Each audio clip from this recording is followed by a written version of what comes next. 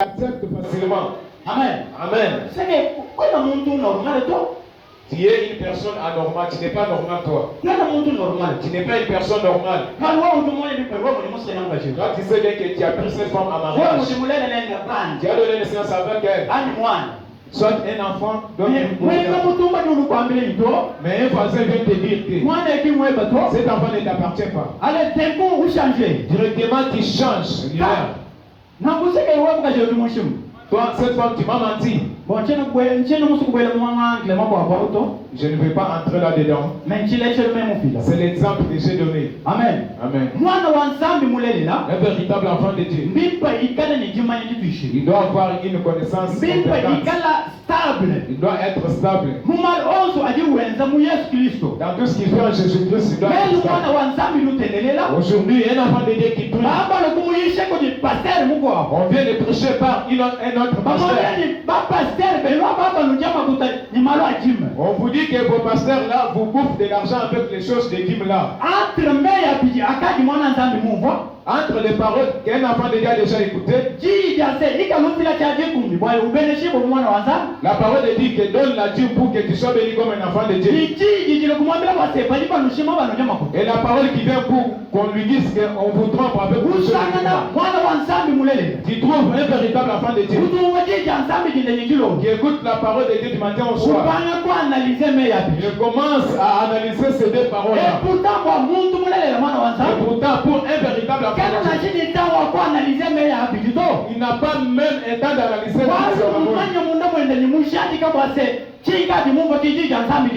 parce qu'il sait bien en lui que ce que j'ai déjà écouté, c'est la véritable parole de Dieu. Mais une fois où tu te retrouves entre deux paroles, sache bien que tu n'es pas un enfant de Dieu. Tu n'es pas un véritable enfant de Dieu.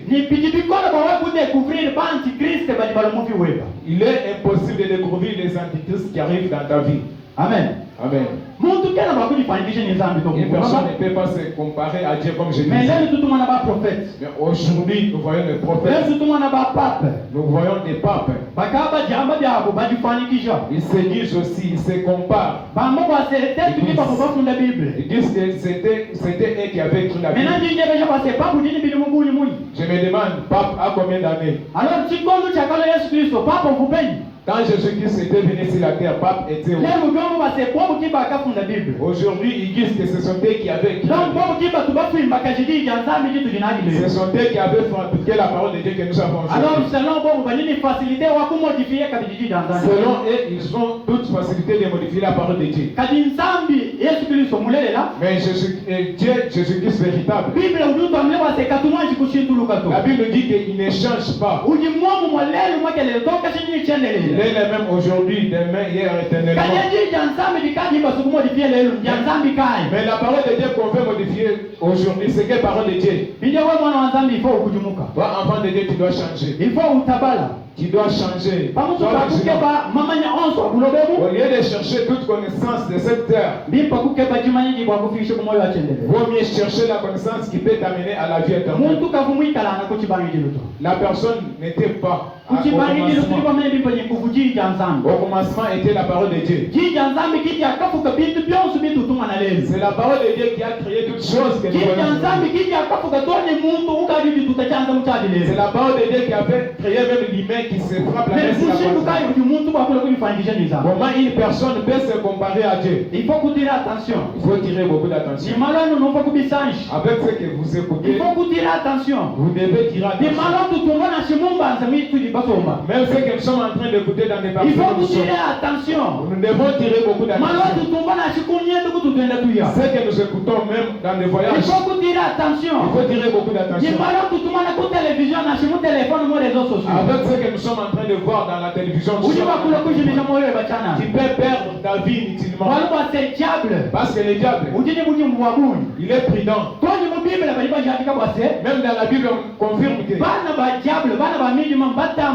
les fils des ténèbres, les fils des ténèbres sont prudents que les fils des lumières. Alors, Ce que nous voyons aujourd'hui, ça n'a pas commencé aujourd'hui. Ce que nous voyons aujourd'hui, ça n'a pas commencé aujourd'hui. Regarde le temps que Jean avait pris cette lettre. Quand Dieu lui avait inspiré pour écrire,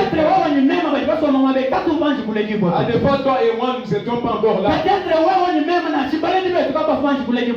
Nos parents n'étaient pas encore là et moi aussi. Mais ces choses étaient déjà écrites. C'est pourquoi dans cette période nous devons répéter ces choses. Les choses que Jean avait dites. Parce que nous sommes dans le moment de troubles. Nous sommes dans le moment où les choses ne marchent pas. Nous sommes dans le moment où une personne prend une chose blanche pour comparer une chose rouge. Amen. Amen. Il faut avoir une brillance. Il faut avoir une connaissance nécessaire. Avoir une connaissance nécessaire, c'est avoir une connaissance nécessaire, c'est avoir Jésus-Christ. Avoir une connaissance nécessaire, c'est connaître Jésus-Christ. Avoir une connaissance nécessaire.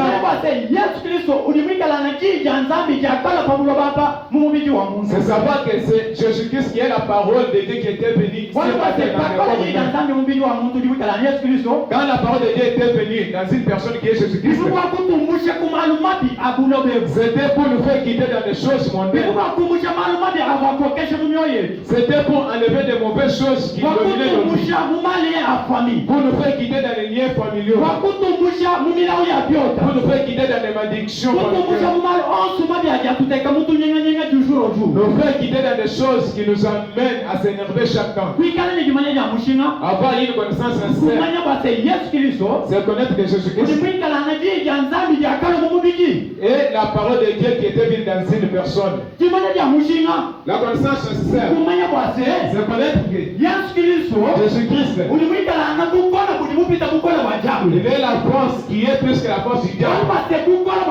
Parce que la force de Jésus-Christ, la force du Saint-Esprit, est plus que la force ténébreuse.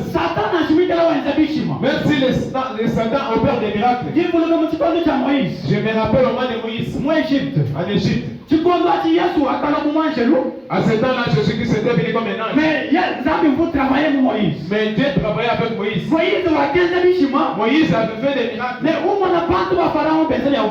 vous avez dit que les gens de Pharaon ont fait. C'est comme ça dans les temps actuels. Les féticheurs ont toute possibilité de faire des miracles. Les féticheurs ont toute possibilité de connaître ta vie.